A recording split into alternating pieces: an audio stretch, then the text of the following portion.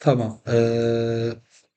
Sadəcə cari əməliyyatlar işləyəcəyik. Fərqi ondan ibarətdir ki, artıq siz nizamnamə kapitalı qoymaqdan başlamayacaqsınız. Sanki bir şirkət misal üçün işləyibdir, gəlibdir, fevral ayının sonudur, bitib və fevral ayının sonuna balans əməliyyatlarının qalıqları mövcuddur. Siz mart ayının 1-dən əməliyyatları icra edirsiniz. Yəni mart ayının 1-dən başlayan prosesləri aparacaqsınız. Gəlirəm sualımıza. Baxın, burada bizdə qalıqlarımız mövcuddur. Misal üçün nizamnamə kapitalında bir rəqəm var. 50.000 manat deyə. Ki, yəni fevral ayının 28-də balansımızda nizamnamə kapitalı 50.000 manat. Əlbəttə.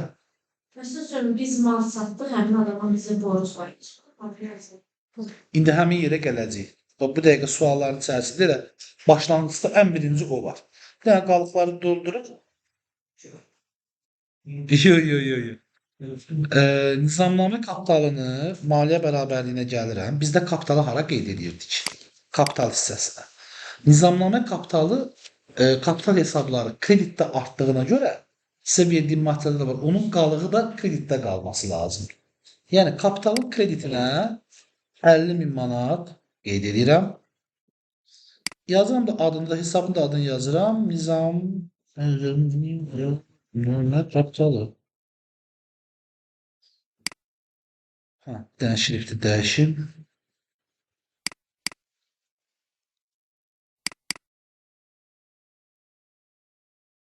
Birincini yazdım. Bu girdiyim qalıq hissələrdir. Və ikincidir, bank kreditim olubdur. Yəni banka borcum olub 20.000 manat. Yəni bəli, öhdəliyim olubdur. Qeyd edirəm. Birinci sətrə nə qeyd edək? Bank krediti 20.000 manat. Baxın, görürsünüz, bankı da öhdəliyi də kreditdə yazdı. Niyə? Pasif hesabdır, qalığı kreditdə olması lazımdır.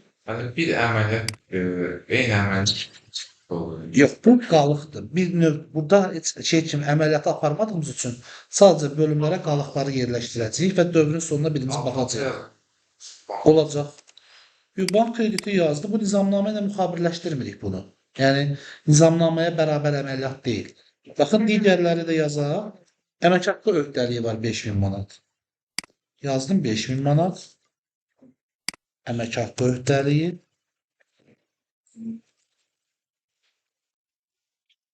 Qeyd etdim. Növbəti vergiyə borcum var 3.000 manat. Bəli, vergi öhdəliyi. Məbləğ 3.000 idi, ha? Bank hesabı. Bu artıq aktiv hesab. Söhbət puldan gedir. Qeyd edirəm, bank hesabı. Rəngi düzəldi. Buraya yazılmalı değil mi? Sildə yazılmış Deyirsiniz. hesabı. Çok sevindim bu arada da düzlediğinize de. Ne kadardı? 20.000. 50.000. Ve debitine. Bu bir de pasif yazdım. Onu da yazdım bir de. Esas vesayetler 10.000 manat bəli aktif hesabdır. Elə bunları niyə yuxarıdan yazmıram kimə? Nə fərqi var? Orası da qalıqdır da. Əsas vəsait.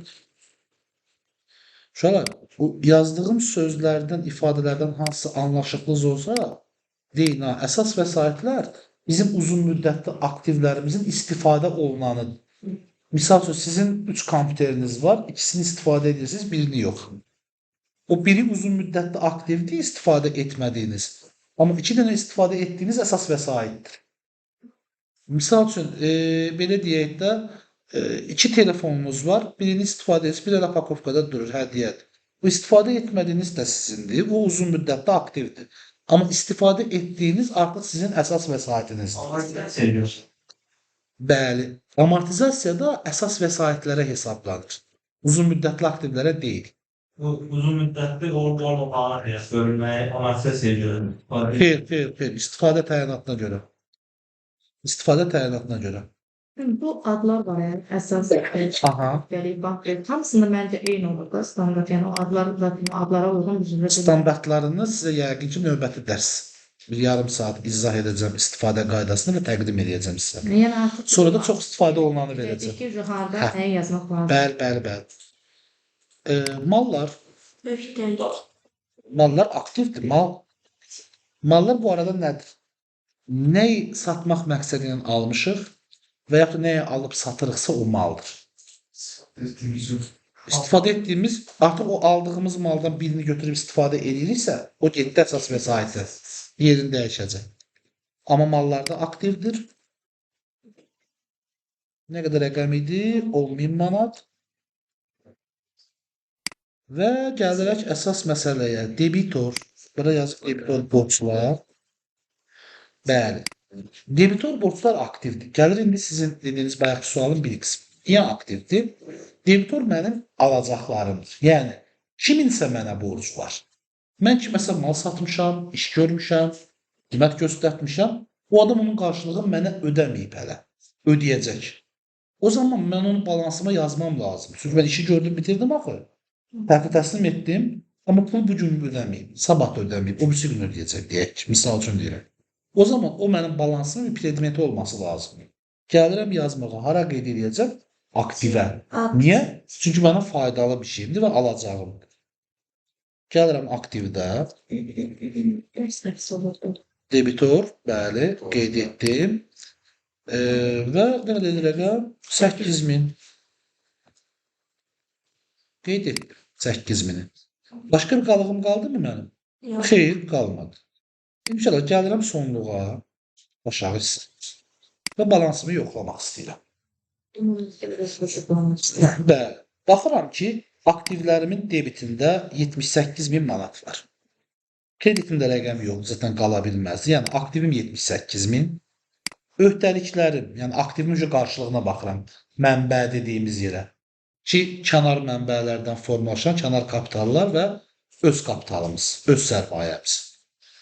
Kapitalımız Avtomatikmi hesablanır, yoxsa biz özümüz mü hesablamalıyıq? burada avtomatikdir. İstəsən əlində hesablaya bilərsən, rahat olsun Yox, deyəsən. prosta yəni gedişatı bilməsən. Yəni, Sözün açığı mən orada biraz xoş niyyətli insan deyirəm, əksər hallarda silib verirəm də digər qruplardakı, çünki özləri də eləsinlər, artıq siz o prosesdən keçmiş birisini daha silmirəm. Amma Excel-lə bağlı bunu necə hesablayır falan sıxıntı varsa deyərsiniz, təkrar özüm sıfırdan yığaram. O məlumatda olsun sizdə. 28.000 görə bilməm, öhdəlikdir, 50.000 də kapital. Bunlar öhdəliklə kapital maliyyə bərabərliyində aralarında nə var idi? Plus. Deyildi, aktiv bərabərdir, öhdəlik plus kapital. Digərlərində sıfırdır mı? Sıfırdır. İkisini cəmləyirəm etdi 78.000, aktiv də 78.000. Balansım qorundu mu? Qorundu. Deməli, qalıqlarımı doğru qeyd etmişəm. Gəlirəm sizlər fikrinizi qarışdırmayasınız deyə, bu birinci sətri silin, burada boş qalmasın, özümün fikrim qarışır. Bu hissəni ayırıram, əməliyyatlar gedən, rəngini dəyişəcəm. Deyək ki, belə olsun ki, bilək ki, buradakılar qalıqdır, digərləri artıq əməliyyatımızdır. Və gəlirəm, birinci əməliyyatımızdan tanış olmalı. Artıq fevral ayı bitdi. O hissə mənim üçün maraqlı deyil. Mən başlayıram birinci həftənin ilk günündən nə əməliyyatım varsa etməyə. Birinci həftənin ilk günündə, mart ayının birində mən müştəriyə satış etmişəm. Satışımın qiyməti 8.000 manatdır, yəni məbləği. Nələr satmışamsa, satışımın məbləği 8.000 manatdır. Və satdığım şeyin də dəyəri, nəyi satmışamsa, 3.000 manat, 3.400 manatdır. Yəni, satdığım şeyin maya dəyəri 3.400 manatdır mənim müəssisəm üçün. Və mən bu əməliyyatı qeyd etməliyəm. Diqqətinizi çəkirəm. Görürsünüz, burada heç bir ödənişdən söhbət getmir. Diqqət edirsiniz, yəni, nə bizə pul ödəməyiblər, nə biz kiməsə pul ödəməmişik. Yəni, ödəmə sözü burada yoxdur. İcra pulu yox. Biz ona görə bunu yalnız və yalnız hesablaya bilərik. Mən satmışam mı? Bəli. Malda mı göndərmişəm? Bəli. Deyək ki, maya dəyəri bu qədərdir. Onun üçün gəlirəm birinci əməliyyatı işləməyə. Bayaqki sizin bir əməliyyatınız vardı, xanım, sual vermişdiniz. Bax, həmin sualın izahı. Satmışam, qarşılığında pul almışam mı? Deməli, satdığım şəxsin mənə borcu var. Kiminsə mənə borcu varsa ona nə deyirdim? Debitor deyirdim. Debitora da aktiv hesab deyilir ki, bu aktivdir. Aktiv hesabda debit də artıb. Gəlirəm maliyyə bərabərliyinə, aktiv hesabda debitor qeyd edirəm və onu debitdə bəli 8000 manat artırıram. Bəs mənim bu artan 8000 manatım nəyin hesabına artdı? Yox, kapitalı nə oldu ki? Satış. Satışımın. Əslində sən çerez düz deyirsən kapitalı. Çünki o satış hissənin axı kapitalın bölümüdür. Onların fərqi kapitala gələcək. Amma burada artıq bərabərlikdə özünün yeri var da. Gəlirə gəlir. Bəli, gəlirin artıq 8000. O ayrıma olar mı? Bəli? 3400 Yox. Bu mənim birinci ifadəmdir. Bu mənim satışımı göstərir. Ki, mən 8000 satış etmişəm və qarşılığında pul almamışam. Amma alacağım yaranır. Alacaq. Və yazdım. İndi gəlib ikinci söhbətə. Axı bizə deyir ki, sənin satdığın məhsulun dəyəri 3400-dür. Yəni mən bir şeyi satmışamsa, onun mənim balanslı bir dəyərin olması lazım idi. Xidmət göstərmirsən demir ki, mal satmışsan deyir. Bəli, mən bir şeyi satmışamsa, bir malı satmışamsa, mənim ambarımda malım azalmalıdırmı? Yəni azalır. Mal aktiv hesab olduğu üçün azalanda hara qeyd edəcəm? Kreditə qeyd edəcəm. Mal aktiv hesab olduğu üçün gəldim. Kreditə 3400 idi. Uşaqlar rəqəmi xatırladım mənə. Və yazıram mallar. Qeyd elədim. 400 maya dəyəri idi. Hə. Yəni mənim ambarımda olan malın qiyməti, mənə başa gələn qiyməti almışam, daşımışam, gətirmişəm, ambara yığmışam, fəhlən falan işləyib, hamının pulunu gəlmişəm malların üstünə, edib Ödəniş 3400. etmişəm də 3400 manat ödəniş edib mal aldım. Bildirib almış. Ödəniş etməsən də, deyək ki, sən o mal aldığın şirkətə ayın axırında ödəyəsən. Və yaxud da sizdən xoşu gəlir hədiyyə edibdir. Ki, siz bizdən yaxşı işləmirsiniz, bu səfərlik bu malları sizə hədiyyə edirik. Yəni, nə olsun ki, onu ödəniş eləməyəcəksən, amma mal sənin bir mülkiyyət, onun qiymətləndirməsi var səndə. O zaman da mı kreditdə yazılacaq? Mal səndən çıxıb gedirsə, bəli, kreditdə yazılır. Yox, hədiyyə olunursa əgər. Yox, sənin ambarda artır axı. Onda o aktiv... Artan da debit, Hə, azalan da kredit. Bütün aktiv hesablar. tamam. Var belə biz pul almamışsa, əgər yesək Gələcək. yazıb gəlir. Çünki satışımın rəqəmidir bu. Gəliri mən qazandığım gəlir budur, bəli. Mən onu sadəcə, baxın, bəli, aktivin ola da bilməz. Çünki onun nəticəsi aktivdə özünü göstərir. Satış aktiv deyil, satış məlumatdır. Biz nə dedik? Dedik ki, var dövlətimiz nə varsa, onun mənbəyi passivdə özünü göstərir. Yəni, onları biz hardan əldə etdiyimiz yeridir, qarşılığı. Dərsi oxusaz, oradan hiss edəcəksiniz bir də. Bax, bir aktivlərin yaranma mənbəyi passivlərdə özünü göstərir. Ya borcundan əldə eləmişəm, borc vasitəsilə borcu göstərirəm. Ya da ki, nizamnamə kapitalı qoymuşam, oradan göstərirəm. Və yaxud da ki, satış etmişəm, oradan əldə eləmişəm. Yəni, onların illaki bir mənbəyi, səbəbi orada göstərməsi lazımdır. Bu alacağın da səbəbi göstərir birbaşa satışımızda. Yəni ki, mən satış etmişəm, pul almamışam, amma alacağım. İkincidə göstərirəm, malı satmışam deyə malımı azaldıram. Həmişə. Pulu həm aktivə yazırıq, həm gəlirik. Hər zaman. Yəni, əgər satışla bağlısa, bəli. Yəni, gəlir əldə etməklə bağlısa, bəli. İkinci proses burada nədir? Baxın, bir tərəfi yazmışam, tamamlamıram. Sizin hər birinizdən ayrı-ayrılıqda sualı özünüzə qəbul edin, belə deyək. Mən hər birinizdən ya kompüterinizi, ya notebookunuzu, ya telefonunuzu və yaxud da sizlərin məşğul olduğu biznes sahəsindəki maldan 5 ədəd almışam. Sizin kompüterinizi, sizin nə bilim çöplü meyvəçilərinizi sizdən alıramsa, nəyinsə qarşılığına. O aldığım şey artıq sizdə olmur axı. Siz onu verdiniz də getdi. Sizin balansınızda gedən şeyləri balansdan azaltmaq üçün hara yaza bilərsiniz? Xərcləri. Xərclərə. Siz ona xərc deyə bilmərsiniz. Əgər bu satışla bağlıdırsa, maya dəyərdirsə. Axı biz dedik, onları elə sinifləndirməliyik ki, sabah hesabat edəndə öyrənək. Xərclərdə bir hesab var. Xərclərin ən birinci hesabıdır. Onun adı SMMD-dir. Satılmış məhsulun maya dəyəri. Xərcdir 700-dən başlayan hesabdır. 701 nömrəli hesabdır. Amma adı xərc deyil. Adı satılmış məhsulun maya dəyəridir. Biz onu bax bu sətrin önündə gələcəyik xərcə, artıracağıq debitdə 3400 manat. Qarşılığına da yazacağıq SMMD. Məqsədimiz nədir bunu bu cür yazmaqda? Baxın, indi gəlirimiz nə qədər idi? Bayaq dediyi gəlirə niyə yazırıq? 8000. Xərcimiz nə qədərdir? 3400. Gəlirdən xərci çıxanda nə əldə edirdik? Mənfəət. Nə qədər əldə eləmişik indi? 4600. Müəllim, gəldim sən deyənə. 4600 mənim kapitalım artdı. Kredit. Bəli, kapitalın krediti 4600 artdı. Bəli. Bu ikisinin nəticəsidir kapitalı artıran. Ona görə sənin verdiyin fikrə mən yanlışdır demirəm. Əməliyyatda yanlışdır deyirəm. Çünki əməliyyatda artıq gəlir və xərc var axı. Əməliyyat tamamlananda kapitalı artıracaq. Bəli, əlbəttə ki, gəlir kapitalı artırır, xərc kapitalı azaldır. Biz də ondan fərqli hiss etmədik. Gəliri kapitalın üstünə gəldik, onun da xərci çıxdıq. Yenə həmin şeyi etdik. Bu satış əməliyyatı. Ancaq satışda belə olur. Hansı satışda? Əgər satışın qarşılığında bizə pul ödəmirlərsə, deyək ki, bu pulun bir qismini bizə ödəsinlər. Burada yoxdur, şərtdə yoxdur. Amma mən nümunə kimi deyib cədini siləcəm. Satmışam, bir qismini, misal üçün 8000 satmadım, 8000 alacağım var mənim. 8000, 3000'ni bizə ödəyiblər. Bayaq dediyiniz kimi. Aktivdə mənə pul ödənilibsə, məndə nə artacaq? Pul artacaq mənim. Gidəcək. Yazıram bank hesabı. Nə qədər artıb? 3000 manat. Bu pulu mənə kim ödədi? Kim mənə borcluydusa o. Allah. Mənə borclu olan şəxsin borcunu mən harada qeyd eləmişdim?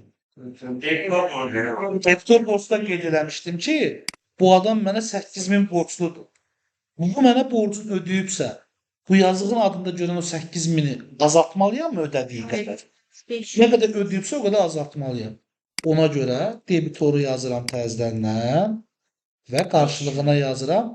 Yox, nə qədər 3000 dedikdə ödəmişdi. 5000 qaldı. 5000 mənim debitorumun qalığıdır. Siz o qalıqları burada görməyəcəksiniz. Burada əks elətdirməməlisiniz. Bura yazmamalısınız. Bu balansın hərəkət hissəsidir. Qalıqları siz yekunatda görə bilərsiniz. Baxın, gəlin indi bir də hesablayaq uşaqlar. Bu əməliyyatı da işlədik. Gəlin balansımızı bir də hesablayaq. Düsturumuz aktivlər bərabərdir. Öhdəlik plus kapital plus gəlir minus xərcdir. Gəlin baxaq görək bura qədər əməliyyatımız düzdürmü? Yenə biz bərabərikmi? 82.600 manatda artıq aktivimiz var. Artmışıq biraz. Yəni ilkin qalıqdan çox artmışıq. Borclarımız 28.000'dir. Kapitalımız 50.000'dir. Etdi yenə 78.000. 8.000 gəlirimiz var. Xərcimiz də 3.400'dür. Deməli mən bu rəqəmin burada bir yerə yazım, bəlkə hesablayıb deyə bildim. Üzərinə gələcəm. Kapitalımı, onun üzərinə gələcəm. Gəliri, amma çıxacaq xərci. O zaman məndə bir rəqəm alınacaq. Biraz böyüdüm. 82.600. Və mən baxıram, aktivim də 82.600. Deməli, işlədiyim əməliyyatları mən hələ ki doğru işləmişəm. Balansım düppədüzdür. Dəyişən bir şey yox. Keçirəm növbətiyə. O şərti istəyirsiniz silim qalsın ödəniş yerini. Hə, çünki şərtlə baxarsınız, fikrinizi çarptırar. Amma gəlin belə bir şeydir. Bu ikisini qoydum belə bu formada. Başqa bir sual verim. Bu necə bir əməliyyatdır? Dəyişiklik. Aktivin yeri dəyişməsi. Debitorum azaldı, əvəzinə pulum artdı. Ondan öncəki əməliyyat necə bir əməliyyatdır? Mal azalıb aktivlərdə, bəli, əməliyyatın bir tərəfində aktiv azalıbsa, digər tərəfində passivlər də azalırsa, bəli, bu zaman aktivin azalmasıdır. Sənin dediyin hissəyə gəlirəm, bax, aktiv azalıb, eyni zamanda xərcdə plus var. Amma, bəli, mənfi olduğuna görə yenə azalma əməliyyatını aparır. Keçirəm növbəti suala. Bu səfər alış etmişik. Mal almışıq. 4500 azim ve alınmış malların 20%'i avans olarak verilmiştir. Kim verir? Biz. Kime vermişik? Kim ki bize mal satmağa karar verip ona. 20% əvvəlcədən pul vermişik ki, sən canım bunu ala, mənə 4500 manatlıq mal ver. Sən mal təhlükəsini verən sonra pulunu da verərəm. Pulu qarşılığını almadan ödədiyimizə görə, yəni balansımızda hər şey qarşılıqla ölçüldüyü üçün mən pulu verməliydim, mənə malı verməliydi. Amma mən pulu vermişəm, mənə mal verməyib. O mənə nə borcludur? Mal borcludur. Yenə də o mənə borcludur da. Mənim bir növ debitorumdur. Öhdəlik. Yox, o mənə borcludur. Mən ona borclu deyirəm ki. Devlet debitor. Hələ mənə mal verməyib ki. Verməyib. Hələ mən pul vermişəm. O mənə mal verməyib. Deməli o mənə borcludur. Debitora gedir. Debitora gedir. Amma biz axı satdığımız şeydən alacağımız pula debitor demişik. Biz buna da debitor desək bunu bir-birinə qarışdıraraq bunu biz etməliyik, sinifləndirməliyik. Buna başqa bir ad verməliyik. Ona görə biz buna verilmiş avans deyirik. Yəni avans verirəm, təminat verirəm sənə. Nəyə görə? Mənə mal verəsən deyə. Banka zaloq qoyduğunuz kimi bir şeydir. Zaloq qoyub kredit alırsınız misal üçün. Bu da elə bir şeydir. Mən ödəyəcəyim o 20% zaloq qoyuram ki, mənə o 4500 manatlıq malı ver. Mən ondan sonra yerdə qalan məbləği sənə verim. İndi gəlirəm birinci əməliyyata. Mala 900. Bəli, 20% dediyimizə görə mala 900 yazmırıq. Bax biz nə etdik? Prosesi bir izah edirəm. Birinci əməliyyat bizim ödənişimizdir. Debitor. Sağ ol. Bəli, biz ödəmişik. Mənim pulum, əgər mən verirəmsə avansı, mənim pulum azalacaq. Onu xərcə də yazılır. Yox, görə hələ xərc olsa bəli, olmasa xeyr. Pulu ödədim. Ödədiyim pulu kreditdə yazacağım istər-istəməz azaldığı üçün. 900 manat hesabladım da müəllim, düzdür. 900 manat ödədim. Pul azaldı. Ödəyik nə yapayım? Ödəyik nə yapayım? İndi mənim mal məndə deyil. Mən niyə adama borclu olum ki? Yox, bax. Bu sual hamıya aid. Da, qəşəng deyir ki, o zaman öhdəliyim mənim qalıb 3600 manat. Mən də deyirəm ki, mənim öhdəliyim nə zaman ola bilər? Maceranız. Hə, mənə mal gəlməyib ki. Mal mənə 500 sonra gələcək. Mən niyə durum bəri başına özümü borclandırım ki, borclu olmadığım halda? Mən sənə pul ödəmişəm, sən mənə borclusan, hələ mənə mal verməmsən. Mənim səndən alacağım var. Mən mütləq aktivə bir şey yazacağam. Burada verilmiş avansla. Bəli, verilmiş avans aktiv hesabdır. Niyə? Çünki qarşılığı səndə olmadan sənin ödədiyin bütün pullar sənin pulundur. Sənin nəzarətindədir və sənə geri qayıtma ehtimalı var. Aktivləri biz necə şeyləmişdik, tanımasını demişdik ki, mütləq bizə fayda verməlidir. Yəni gələcəkdə faydalı olmalıdır. İndi bunun mənə geri qayıtma ehtimalı var. O mənə malı göndərməsə, pulumu geri qaytarması lazım, düzdürmü? Bu hələ mənim balansımı tam tərk eləməyib. Yəni hələ xərcə çevrilə bilməyib. Ona görə mənim nəzarətimdə qalmalıdır. 900 manat olaraq qeyd edirəm. Birinci əməliyyat. Avansı verdim. İndi gəlirəm sizin dediyinizə. 4 gün sonra 4500 manatlıq malı göndərdilər. Mal gəldi, mənim ambarıma çatdı. Boşaltdım, saydım. Hər şey qaydasındadır. Təhvil təslim aktını imzaladım. Sürücünü də yola saldım, getdim. Qaymə də məndə. Nə edəcəm? Mənim malım. Aktivimiz artırdı. Birinci aktivimi artıracam, mal ucu ambardadır. Nə qədər mal gəlibdi mənə? 4500 manat. Bu mala görə mənim borcum yarandı mı? Artıq mal mənə gəlib 4500 manat. Mənim indi öhdəliyim yarandı. 4500 manat. Deyək buna nə? Qısa müddətli kreditor. Yəni borcum yarandı 4500 manat. İndi qalırıq burada. Bayaq dediyi söz var idi. Ki öhdəliyim 3600 manat. Axı mənim borcum 4500 manat deyil. Mən bunu da əvvəldən ödəmişəm axı. Amma mən ödədiyimi hara yazmışdım? Qarşı tərəfin mənə olan borcuna. İndi oturub üzləşirəm. Siz bir də mən. İki dənə əməliyyatı yekunlaşdırdıq. Baxaq kimin kimə borcu qaldı da. Bayaqlar bu mənə borcluydu. İndi həm o mənə borcludur, həm də mən ona borcluyam.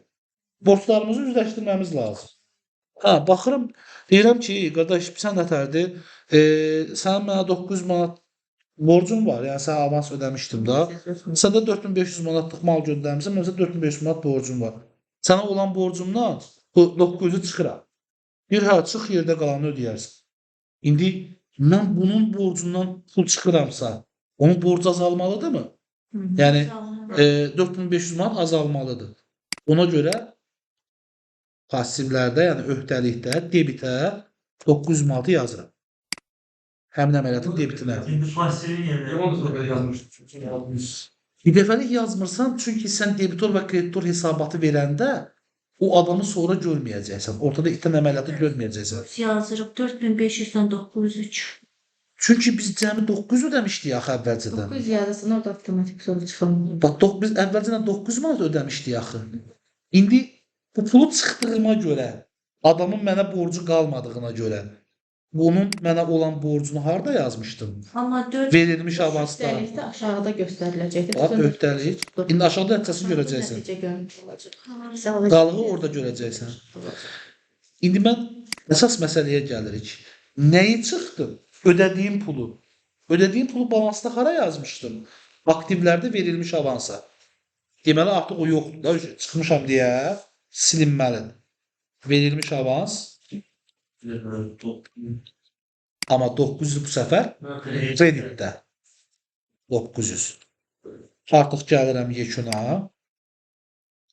Mənim öhdəliklərimdə dəyişikliyi mövcuddur. Göstərir ki, borcum artıq 32500, amma azalıb eyni zamanda da borcum 900 manat. Kreditindən debitini çıxıb və qeyd edib ki, 31600 manat. Ümid edirəm düz oxuyuram. Və yenə də hesablasanız balansınız bərabər olacaq. Bu əməliyyat sizlərin işləyəcəyi ən qəliz əməliyyatlardan biridir. Avans əməliyyatı. Çünki biraz da keçəndən sonra bunun üstlərinə gələcək dövrün xərcini də qoyacaq. Yəni eyni tipli olacaq, amma o xidmətlərə görə olacaq. Xidmətlərlə belə şey baş verəndə o hesabları seçəcəyik. Malla bağlı baş verəndə bu hesabları seçəcəyik. Başqa nə əməliyyatımız var burada görüm. Qalıq məbləğ deyir.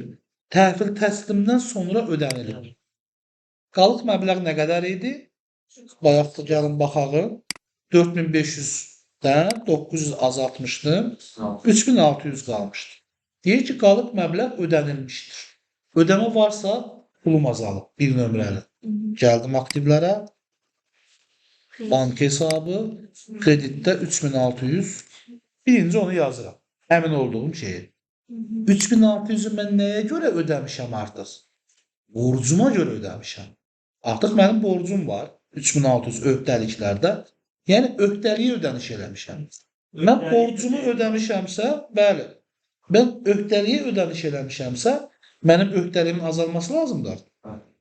Gəlirəm, öhdəliyi azaldıram. Harda? Harda azalırsa orada. Debitdə 3600 manat. Qarşısına da öz adını qeyd edirəm. Yerdə qalan 3600 yox, 3600-ü tamamilə ödədik. Artıq ödədik. Nə qalmışdısa, biz 4500-ü almışdıq. Əvvəlcədən ödədiyimiz avansı çıxdıq o puldan.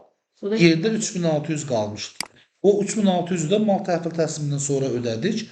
Artıq mənim ödədiyim rəqəm də 4500-dür. Mənim borclandığım rəqəm də 4500 idi. Və öhdəliyim bağlandı, sıfırlandı əməliyyatım. Yenə də gəlib qalığı hesablaya bilərik. Yenə eyni nəticəni alacaqsınız. Baxın, artıq öhdəlik ilə gəldi 28.000-ə çıxdı. Bayaqki 28.000 var idi. Gəldi ki, həmin qalığa çatdıq. Əməliyyata baxaq. Baxın, deyir, əmək haqqı ödənişi olunur. Əmək haqqı ödənişi olunur. Əmək haqqı hesablanıb demir ha. Ödənişi olub deyir. Bəli, aktivlərin çıxır. Nə qədər deyir? 3000 manat. Yazıram bank hesabı. 3000 manat. Bax, əmək haqqı ödənilib deyir. Əmək haqqı mənim nəyim idi? xərc. Ödənilməmiş hissəsi borcumuzdur. Mən ödəyirəmsə, əmək haqqı borcu ödəyə bilərəm. Xərcini yox. Bəli, gəlirəm borcumu. Sizə qeyd edir. Kreditinə, oy, kreditlə niyə? Dəqiqə bunu silim. Debit. Bəli, borcu ödəyirəmsə azaltdığım üçün debitinə əmək haqqı tam yazım. Qeyd edirəm. Aktivin azalması əməliyyatı baş verdi. Bəs yaxşı, biz keçən səfər öyrənmişdik ki, əmək haqqı hesablayanda biz xərcin də yazırdıq, borcun da yazırdıq. Passivin yer dəyişməsi olurdu. Baxın uşaqlar, bu o əməliyyat deyil. Bu onun ödənilən hissəsidir. O əməliyyatı fevral ayında eləyiblər. Çünki fevral ayında bizim əmək haqqıya 5000 manat borcumuz keçdi bu üzə. Qalıqlarını qeyd eləmişdik axı. İndi biz həmin borcdan ödəmə eləmişik. Baxın, artıq öhdəlik 28.000 deyil. 25.000-ə düşdü. Bayaqdan 28 gəlirdi. Çünki köhnə dövrdə ödəmə elədik. Yeni dövrdə. Yəni fevral ayının borcunu mart ayında ödədik. Ona görə borc azalması getdi. Ona görə öhdəliyə yazılır. Bəli. İşçilərin borcu deyil. Yəni fevral ayında işçilər işləyibdi, 5000 manat əmək haqqı borcu yaranıb. Biz də bunu fevralda ödəməmişik. İndi mart ayında 3000 manatını ödəmişik. Durub mart ayında bir də həmin şeyi hesablamalı deyiləm ki, fevralda hesablamışam, nəticəsi də var. Yəni əgər gecikmə olubsa, o halda əmək haqqı ödəniş edilir, ona görə öhdəliyə gedir, yoxsa necə? Çünki keçən dəfə Əksər hallarda ödəniş edəndə xərclərə gedir. yox, əmək haqqını hesablayanda xərclərə gedir. Biz Ödəniş məsələn ödəniş bəli. Baxın, kimə ödəyirəm əmək haqqını? Xərcin özünü ödəyə bilmərəm də, xərc mənim balansımın predmetidir. Hə. Düzdürmü? Onun xərci kimə görə yaranıbsa, ona ödəməliyəm. O xərcin sahibi var. Yəni o əməyi satan bizə. O şəxsə ödəməm lazım. Mənim o şəxsə borcum var. Ona görə onun özünü ödəyirəm. O şəxsin işinin qarşılığında xərc yaranmışdı. O fevral ayındaydı. Fevral ayında da gəlirdən xərci çıxmışam, çıxıb gedibdi yəni. Amma borcu qalıqda. Niyə? Çünki ay sonunda ödəmədim. Növbəti ayın ilk 5 günündə ödəyəcəm demişdim, ödədim. Yani öhdəlik ya. Bəli. Tamamilə düz. Gəlirəm indi sizin istədiyiniz əmək haqqındakı kimi axtardığınız bölmə. İcarə haqqı, ofisin icarə haqqısı formalaşır. Öhdəlik və xərc. İkiniz də düz deyirsiniz. Birinci gəlirəm xərcə. Yazıram icarə xərci. Ödəniləndən sonra Demir. ödənilir. Burada mı? Demir axı. Değişiyor. Bəli, hesablanmışdı, ödənmiş demir. Zaten her arası kaybediyor. Bəli, mart ayı üçün icarəni hesablayıram artıq. Ki, mənim mart ayına bu qədər verəcəyim icarə xərcim əmələ gəlir. Məbləğ 1200 manat. Sual verirəm. Bunu ödəmişikmi? Hayır. O zaman borcumuz var bu 1200 manat bizim. Həm də gəlirəm 1200 manat. Bəli, icarə öhdəliyi yazıram. Və borcumuz var. Bunu birbaşa ödəsəydim və yaxud da əvvəlcədən pulunu ödəmiş olsaydım, bayaqki avans kimi 5 ay oradan bağlayacaqdım. Yox. Bax, ofis icarə haqqısı 1200 az idi. Ödəmə demədi sənə. İnformasiyanı verdi ki, bəli. Necə? Ben de eserde harflerim. Yox, ödədi desəydi öhdəlik olmazdı. Baxın, əgər bax bizim bəli aktivimizi azaldacaqdıq, xərcimizi artıracaqdıq. Bu hansı halda olacaqdı? Əgər fevral ayında biz qalıqlar yazdıq, orada icarə haqqıya görə borc yoxdursa. Yox, orada yazılıbsa bayaqki əmək haqqı kimi. Ki məsəl üçün 3000 manatda və yaxud 1200 manat icarə öhdəliyi. Qalıq yazdıq bayaq. Varsa, bəli, avtomatik öhdəliyi azaldacaqdıq. Pulumuz azalacaqdı, öhdəliyi azalacaqdı. Niyə? Çünki keçən dövr onu hesablamış. İndi bu dövr, mən bunu sadəcə hesablayıram. Keçən dövrdə 28-nə qədər həm hesablayıblar, həm də ödəyiblər. Ona görə mən heç nə görmürəm. Mənim qalığımda yox. Nə borc tərəfi var, nə xərc tərəfi var. Amma mart ayı üçün, bəli, hesabladı. Xərc də var, borc da var. Ödəyəndə borcumu azaldacam. Ayın sonunda da martın gəlirlərindən o xərci çıxacaq. Ki, qalmasın. Bu pasivin yer dəyişməsi. Bəli. Aktivlə heç bir uzaqdan yaxın əlaqəsi yoxdur. Son əməliyyatımız müştəridən 2000 azayən avans almış. Öhdəlik yüz. Öhdəlik plus nə? Öhdəlik artdı. Sonra bəli, aktivdə nə? Debitdən. Debit nə? Nəyin debiti? Nə artacaq orada? Da yəni. Ya var. Düz deyirsiniz əslində. Amma biraz adlandırmada bəli, biraz adlandırmada sıxıntımız var. Müştərinin avans sözü öhdəliyin adıdır. Orada yazacağam. Aktivdəkinin adı nədir? Mən kimdən alım? Sizdən alım. Aqil bəydir, düzdür? Aqil bəy mənim müştərimdir. Mən ona mal satacağam.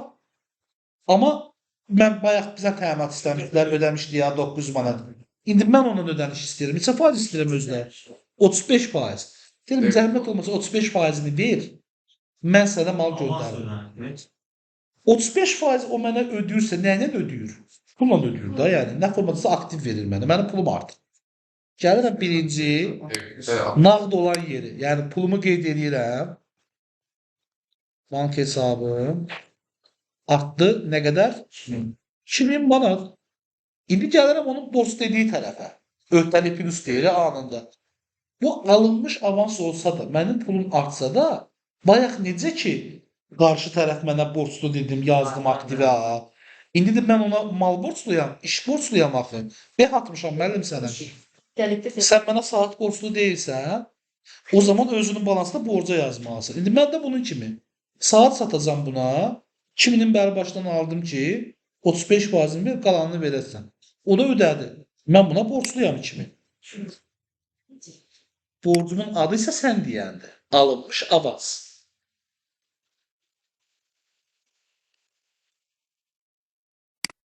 Və mənim birinci həftəm tamamlandı. Zəhmət olmasa bir hesablayaq görək. Birinci həftə mənim başıma nə iş gəlir? Balansım düzdürmü, səhvdimi? Mən əslində sizi yorulacaq, amma burada özümün kontrol rəqəmim var. Dividendin altında gizlətmişəm. Baxın, o nəyi göstərir? Aktivlərdən çıxır, passivləri toplayır və düsturdan çıxır, passivlərin cəmini. Nəticəsi 0 alırsa, bir bərabər doğrudur da deyir. Onsuz da aktivlə pasiv bir-birinə bərabər olmalı deyildi. Bərabər rəqəmlərdə bir-birindən çıxanda 0 eləməlidir. Amma mən sizin özünüzün hesablamanızı istəyirəm ki, yağlıdır bilmədim. Nə qədər idi orada? Qoy göstərim. Daha doğrusu siz görə bilirsiniz, mən görə bilmirəm. Deyəsin, yavaş-yavaş mən də alacağım. 81.600. Sən bilmirdim. 81.600. Öhdəlik 28.200. Baxın 200 manat borcumuz artıb. 200 manat da yox. 25.000-ə düşmüşdük. Təzədən 3200 manat artıb. Kapitalımız 50.000, dəyişiklik yoxdur. Gəlirimiz 8.000, dəyişiklik yoxdur. Xərcimiz isə 4.600 manat. Bunu hesabladığımız zaman yenə gəlib 81.600-ə satacağıq. Çünki öhdəlik, xərci toplayacağıq, kapitalı toplayacağıq, gəlir də toplayacağıq, xərci çıxacağıq, gəlib 81.000, edə bilmədim, 600-ü verəcək. Bu birinci hissəni tamamladım. Və növbəti mərhələsi üçün harada bitirdik? Buranı isə sizə buraxacaq.